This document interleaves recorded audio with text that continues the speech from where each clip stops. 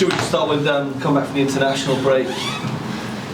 Fitness concerns, fitness, people returning, how we looking ahead of the weekend? Yeah, well, a wee bit of a kind of mixed bag in that sense, because I think everyone will have seen that Brad Lyons came off and Davy Watson came off in the respective fixtures, so need a wee bit of time to assess them and see where they're at and see whether they're good to go. George Stanger never played any minutes for New Zealand, and he obviously had a fair old travel, so we won't have George back until Friday, so there's a wee bit of concern over all three to a point, not George's fitness, just obviously the travel and integrating him back and getting him back in towards the group. So we'll assess it as we always do.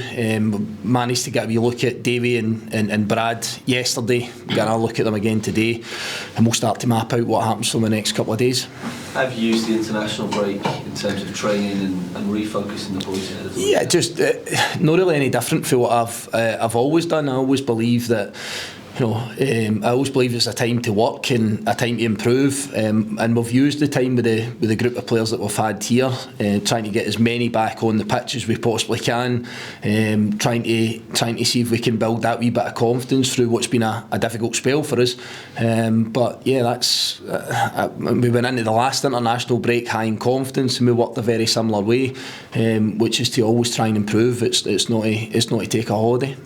In terms of the difficult spell you're talking of, what do you think has been the root cause of that, and have you tried to address it? Have you spoken to the players about it? No, I've just left it. I've just said that it's absolutely fine. So obviously you have to identify where you've went wrong in particular games. It's not been one thing that's let us down. There's been games where we feel as if we can retain the ball better and we can spend more time in the ball. There's been games where we feel, and all in them, the consistent bit is conceding poor goals. I don't think we've conceded a goal in those games that you're tipping your hat to the opposition and saying it was a wonder strike or a wonderful individual goal. It's not. There's not been any when you start to trawl through them. So, and it's getting an understanding and getting a handle of trying to play the way we want to play, which we've shown time and again can be really competitive, which we've shown can pick us up points and deal with difficult situations. So I think building a wee bit of confidence, reassuring us that getting back to what we feel works for us as a group of players, and responding well to adversity is probably a wee bit in there as well, because in this league you can concede the first goal, you can find yourself behind in a game of football, but it's making sure that you respond in the correct fashion. And then there's another side of that as well, that we feel as if we've won games and kept clean sheets when we've got our nose in front. So can you start games particularly well? Can you get yourself off to a really good start? But again, these things are all in theory. We try and practice them, we try and reinforce that message as much as we possibly can. I think the acid test for us is when the game comes around, because the players have trained really, really well, as they always do.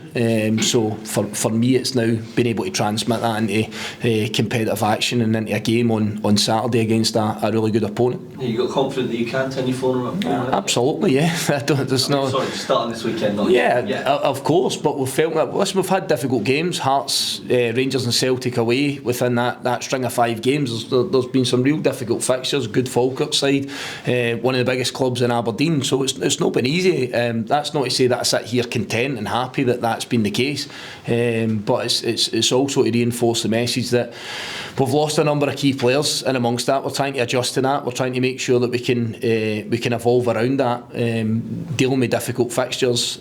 And you don't get anything for free in this league, so we felt that we could address that at an earlier point, but the next opportunity to do it's here on Saturday, as difficult as that's going to be. But yeah, we are confident, and I don't think any of the players would tell you they've not been confident through this spell, but for one reason or another, we've found ourselves in difficult spots that we've not been able to get out of in the last 5 games. However, I do have full confidence in the group that we'll turn that around. Just a quick word on Motherwell, what are you expecting from them? No, I think they've been pretty consistent in what they've done. I know they chop and change personnel at times, but they've got some really good footballers in there. They've got some really good pros in there. They're a team that look to dominate the ball. They create a lot of chances, and they're pretty open and expansive, very, very front foot in what they want to try and do. So that's what we expect. They've not really altered that, whoever they've played against so far this season. So I wouldn't expect seeing a different version to what's been there since our new managers came in at the start of the season.